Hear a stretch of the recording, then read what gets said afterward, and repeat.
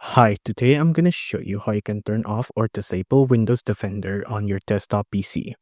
Now, from the desktop side here, you want to go to the Start menu down here.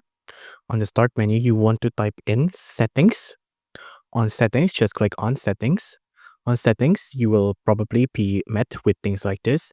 You can just go to the Security, Privacy and Security down here.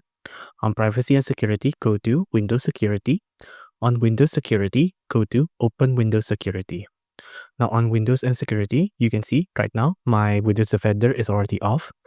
Just click on this and then click on Manage Settings. On Manage Settings, make sure all of these options are off.